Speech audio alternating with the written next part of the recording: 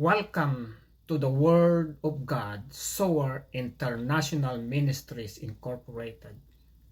It is Christ-centered and Holy Spirit-empowered ministry, teaching the Word of God in the power of the Holy Spirit. Our lesson today is who is the baptizer of water and the Holy Spirit? We will discuss this lesson in the book of Luke, Matthew, Mark, and John. This is the explanation on the book of Luke. It is found in Luke chapter 3 verse 12 to 16 in the NIV version. Even tax collector came to be baptized. Teacher, they asked, what should we do? Don't collect any more than you are required to, he told them. Then some soldiers asked him, and what should we do? He replied, don't extort money and don't accuse people falsely. Be content with your pay. The people were waiting expectantly and were all wondering in their hearts if John might be possibly the Messiah. John answered them all, I baptize you with water, but one who is more powerful than I will come, the straps of whose sandals I am not worthy to untie. He will baptize you with the Holy Spirit and fire. Summary according to Luke.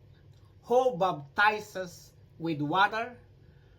According to Luke chapter 3 verse 16a says, John answered them all, I baptize you with water. Clearly, John the Baptist is the baptizer of water. Who baptizes you with the Holy Spirit? According to Luke chapter 3 verse 16b, but one who is more powerful than I will come, the strap of whose sandals I am not worthy to untie. He will baptize you with the Holy Spirit and fire. John the Baptist admitted that there is one who is coming more powerful than John the Baptist. John says he is not worthy even to untie his sandals.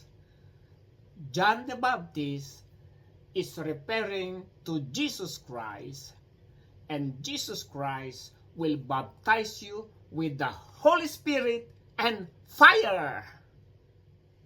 This is the explanation of Matthew. Let us read in Matthew chapter 3 verse 11, NIV version. John the Baptist is talking in this verse. I baptize you with water for repentance, but after me comes one who is more powerful than I, whose sandals I am not worthy to carry. He will baptize you with the Holy Spirit and fire. Summary according to Matthew.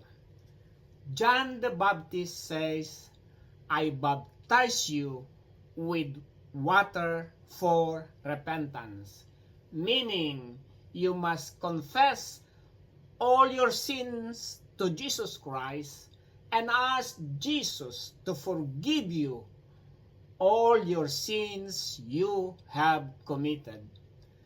Thank Jesus for the forgiveness of sins.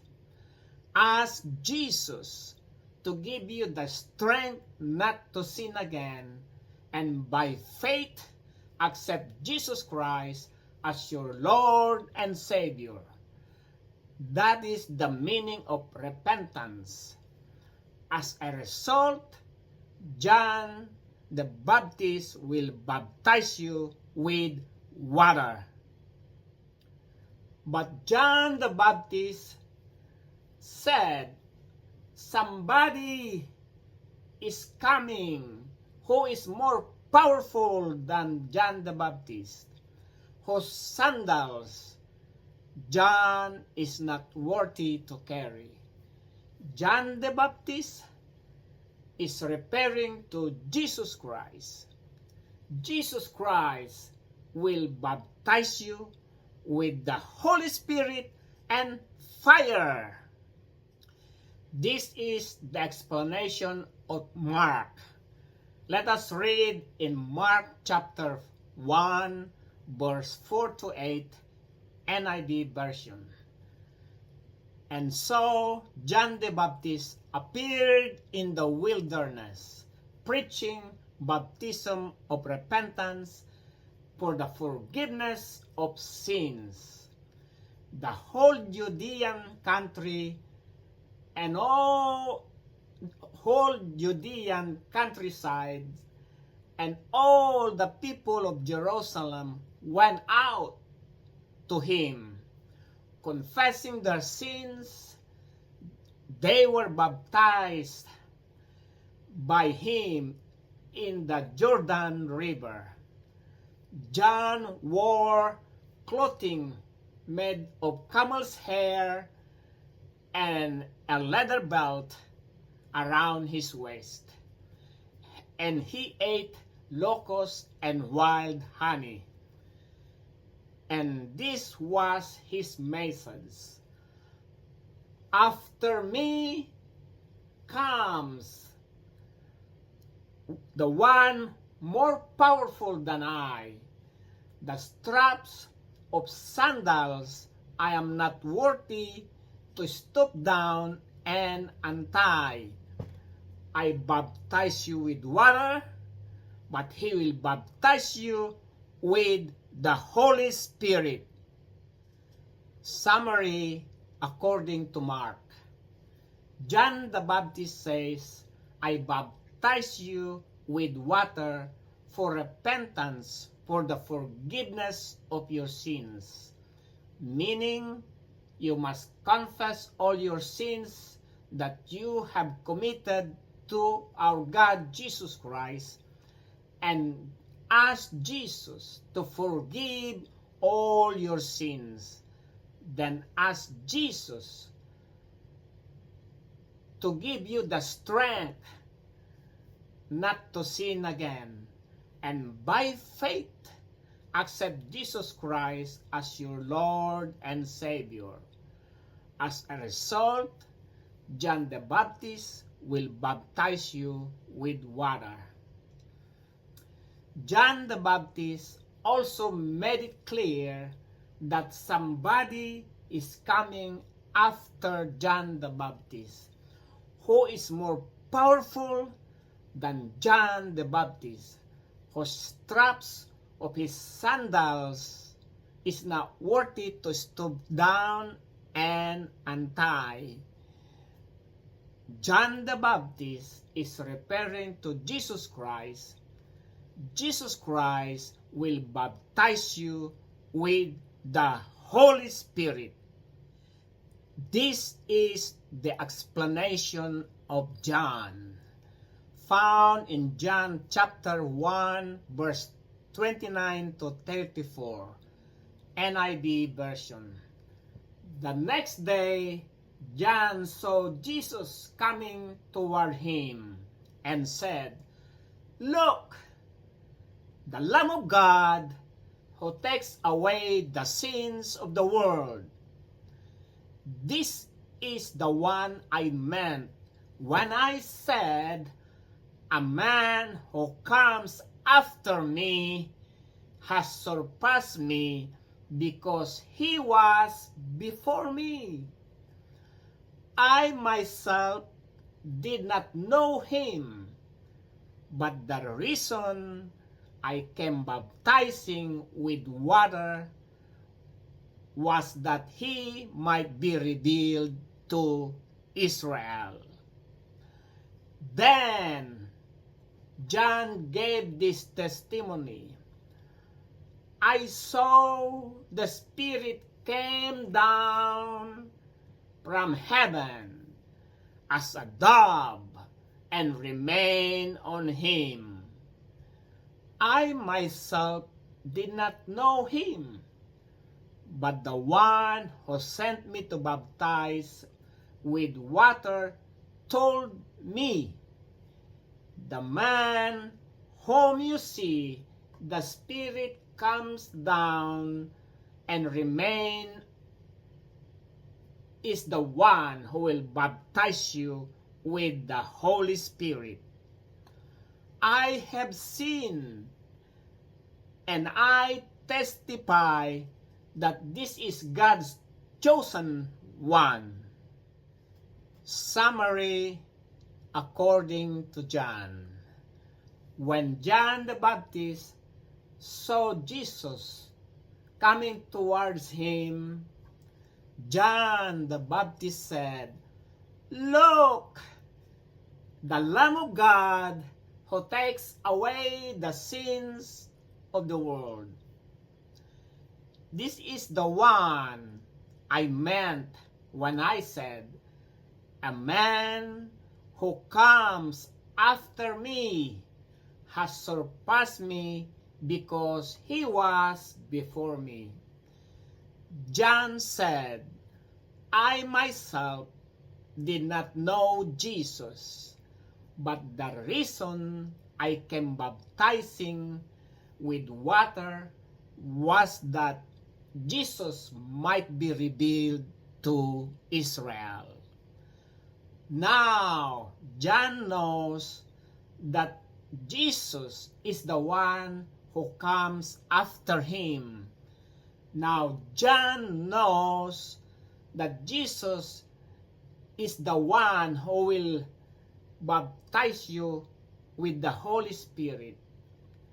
Yes, John the Baptist is the baptizer of water. Truly, Jesus Christ is the Lamb of God who forgives our sins when we confess all our sin to Him. Jesus Christ is the one who died on the cross and shed His precious blood so that all our sins will be forgiven. Confession of our sins and by faith accept Jesus Christ as your Lord and Savior is very important to our Christian life. But John the Baptist gave this compelling testimony. I saw the Spirit came down from heaven and as a dove and remained on Jesus. I myself did not know Jesus, but the one who sent me to baptize with water told me, the man on whom you see the Spirit come down and remain is the one who will baptize you with the Holy Spirit. Therefore, Jesus Christ is the baptizer of the Holy Spirit, who will forgive your sins when you confess your sins to Jesus. Answer: Jesus Christ, the Lamb of God, who forgives all your sins. Who is the baptizer of water? Answer: John the Baptist. Who is the baptizer of the Holy Spirit? answer, Jesus Christ is the baptizer of the Holy Spirit. Sa Tagalog, sino ang magbibinyag sa inyo ng tubig at ang Espiritu Santo? Tatalakayin natin ito sa aklat ni Luke, Matthew, Mark, at John. Ito ang paliwanag ni Luke sa Luke chapter 3 verse 12 to 16. Dumating din ang mga maniningil ng buwis upang magpabautismo at sinabi nila sa kanya, Guro, ano ang dapat naming gawin? Sinabi nila sa kanila, huwag na kayong sumingil pa ng higit kaysa inuutos sa inyo. Sa verse 14, tinanong din siya ng mga kawal, at kami, anong dapat naming gawin? At sinabi niya sa kanila, huwag kayong maniningil ng salapi kanino man sa pamagitan ng dahas o maling paratang, at masiyahan kayo sa iyong sahod. Samantalang ang mga tao'y naghihintay, nagtatanong ang lahat sa kanilang mga puso tungkol kay Juan kung siya ang Kristo. Sumagot si Juan at sinabi sa kanilang lahat, binabautismuhan ko kayo ng tubig, subalit dumarating ang higit na makapangyarihan kaysa akin. Ako'y hindi karapat-dapat magkalag ng panali ng kanyang mga sandalyas. Kayo'y babautismuhan niya sa Espiritu Santo at apoy. Summary according to Luke. Sino ang nagbibinyag sa iyo ng tubig? Sinasabi sa Luke 3:16a na sinagot silang lahat ni Juan, binabautismuhan ko kayo ng tubig. Malinaw na ni Juan Bautista ang nagbibinyag sa tubig. Sino ang nagbibinyag sa inyo ng banal na espiritu? Sinasabi sa Luke chapter 3 verse 16b, ngunit darating ang isang higit na makapangyarihan kaysa akin, na hindi ko karapat-dapat magkalag ng mga tali ng kanyang mga sandalyas. Babautismuhan kanya ng banal na espiritu at apoy. Inamin ni Juan Bautista na may darating na mas makapangyarihan kay Juan Bautista. Sinabi ni Juan na hindi siya karapat-dapat kahit na magkalag ng kanyang mga sandalyas. Si Jesus Christ ang tinutukoy ni Juan Bautista. Si Jesus Christ ay magbabautismo sa banal na espiritu at apoy. Ito naman ang paliwanag ni Matthew sa Matthew 3:11. Binabautismuhan ko nga kayo sa tubig para sa pagsisisi, ngunit ang dumarating na kasunod ko ay mas makapangyarihan kaysa akin. Hindi ako karapat-dapat magdala ng kanyang sandalyas. Kanyang babautismuhan kayo sa Espiritu Santo at sa apoy. Summary according to Matthew. Sinabi ni Juan Bautista, binabautismuhan kita ng tubig para sa pagsisisi. Ibig sabihin ay kailangan mong ipagtapat lahat ng iyong mga kasalanan kay Jesus Christ. Hilingin mo kay Jesus ang patawarin ang lahat ng inyong mga kasalanan na nagawa. Magpasalamat kayo kay Jesus sa kapatawaran ng inyong mga kasalanan. At hihilingin kay Jesus Christ na bigyan kayo ng lakas na huwag magkasala mulit. At sa pamagitan ng pananampalataya, tanggapin si Jesus Christ bilang iyong Panginoon at tagapagligtas. Ito ang kahulugan ng pagsisisi. Bilang resulta, si Juan Bautista ay magbibinyag sa iyo ng tubig. Ngunit sinabi ni Juan Bautista na may darating na mas makapangyarihan kaysa Juan Bautista. Ang mga sandalyas ay hindi karapat-dapat dalhin ni Juan. Si Jesus Christ ang tinutukoy ni Juan Bautista. Bautismuhan ka ni Jesus Christ sa banal na Espiritu at sa apoy.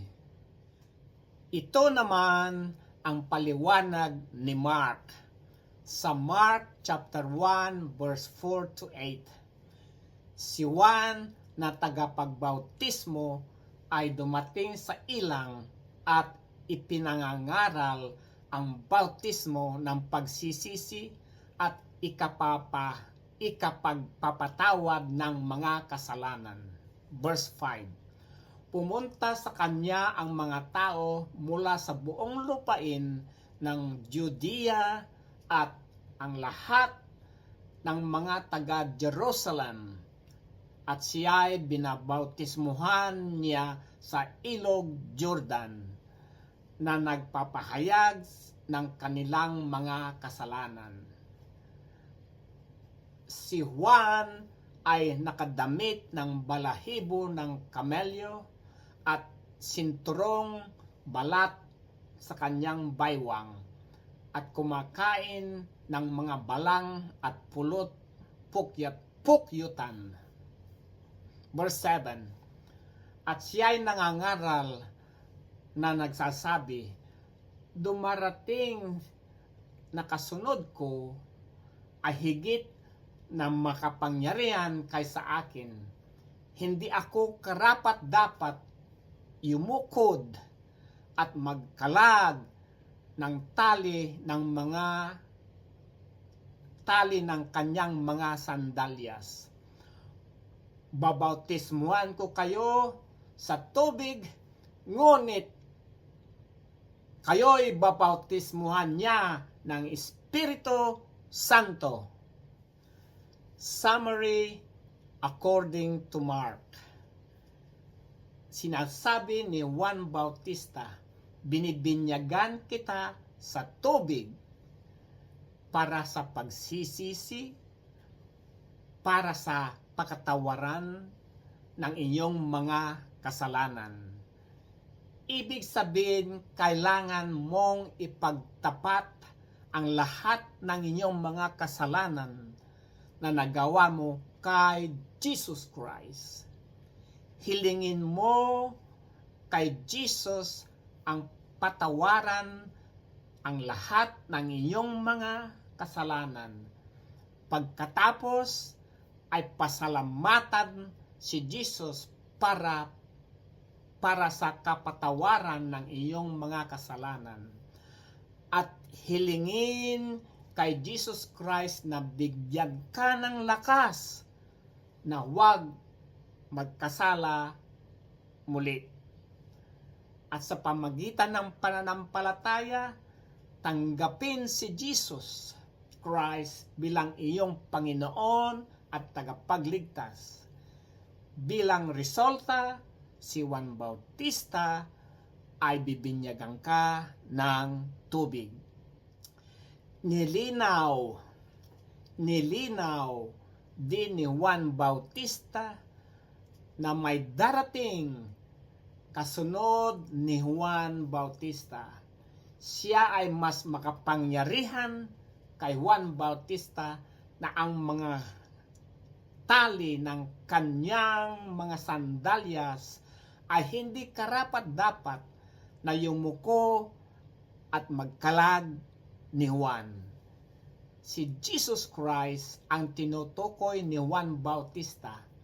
Bautismuhan ka ni Jesus Christ sa banal na Espiritu. Ito naman ang paliwanag ni John sa John chapter 1 verse 29 to 34. Kinabukasan, nakita ni Juan si Jesus na lumalapit sa kanya at kanyang sinabi, "Narito ang kordero ng Diyos na nag-aalis ang kasalanan sa sanlibutan." Verse 30. Siya yaong aking sinasabi, kasunod ko'y dumarating ang isang lalaki na higit pa sa akin, sapagkat siya'y nauna sa akin.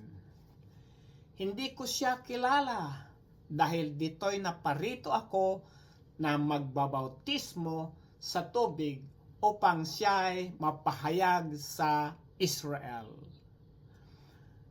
Nagpatotoo si Juan, nakita ko ang Espiritong na bumababa tulad sa isang kalapati na buhat sa langit at dumapo sa kanya. Hindi ko siya nakilala, subalit ang nagsugo sa akin upang magbautismo sa tubig ay nagsabi sa akin, "Ang nakita mong bababaan ng Espiritu at manatili sa kanya ay siya ang nagbabautismo sa Espiritu Santo. Aking nakita at pinatutuhanan kong ito ang anak ng Diyos." Summary according to John. Nang makita ni Juan Bautista si Jesus na lumalapit sa kanya, sinabi ni Juan Bautista, "Tingnan mo ang kordero ng Diyos na nag-aalis ng kasalanan ng sanlibutan." Ito ang ibig kong sabihin noong sinabi ko, ang isang taong susunod sa akin ay higit pa sa akin sapagkat siya ay nauna sa akin. Sinabi ni Juan, ako mismo hindi ko kilala si Jesus. Ngunit dahilan kung bakit ako naparito na magbautismo sa tubig ay upang si Jesus ay mapahayag sa Israel. Oo, si Juan Bautista ang magbibinyag sa iyo ng tubig.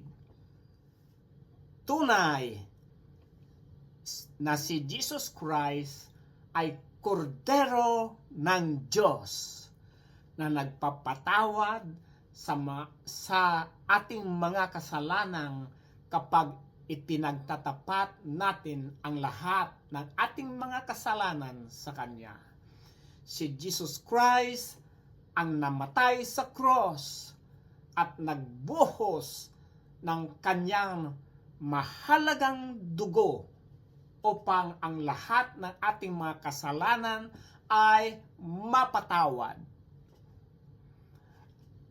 Ang pagtatapat natin sa mga kasalanan at sa pamagitan ng pananampalataya, tanggapin si Jesus Christ bilang iyong Panginoon at tagapagligtas ay napakahalaga sa ating buhay na Kristiyano. Ngunit si Juan Bautista ay nagbigay ng makapanghikayat na patutuo na ito. Nakita ko ang espiritong bumababa mula sa langit na parang kalapati na nananatili kay Jesus. At ako'y mismo ay hindi nakilala si Jesus. Ngunit ang nagsugo sa akin upang mabautismo sa tubig ay nagsabi sa akin, ang taong nakikita mong bumababa ang espiritu at nananatili sa kanya, siyang magbautismo ang Espiritu Santo sa iyo. Sa makatuwid, si Jesus Christ ang magbibinyag ng banal na Espiritu. Sino ang magpapatawad ng mga kasalanan kapag ipinagtatapat mo ang lahat ng inyong kasalanan kay Jesus? Ang sagot ay si Jesus Christ, the Lamb of God. Siya ang nagpapatawad sa iyong mga kasalanan. Sino ang nagbibinyag sa iyo sa tubig? Ang sagot ay si Juan Bautista. Sino ang nagbibinyag ng banal na espiritu? Ang sagot ay si Jesus Christ. This is the end of our lesson today. Let us take a moment of silence and pray. Father, in the name of Jesus, I pray for the listeners that they are protected from any kind of sickness, diseases, and harmful viruses. Jesus, heal them from weariness, from stress, from high blood pressure, from high fever, from diabetic condition, from cancer of different kinds, different parts of their bodies, from brokenness, oh God, from loneliness, from traumatic experience in the past. O Ramashanda Kuramakanda, Iya Ramashanda Kuramakanda. Jesus, thank you for forgiving all our sins. Jesus, give them guidance and direction of their lives, peace of mind. Jesus, bless their whole family member. I all ask this in Jesus' mighty name. Amen.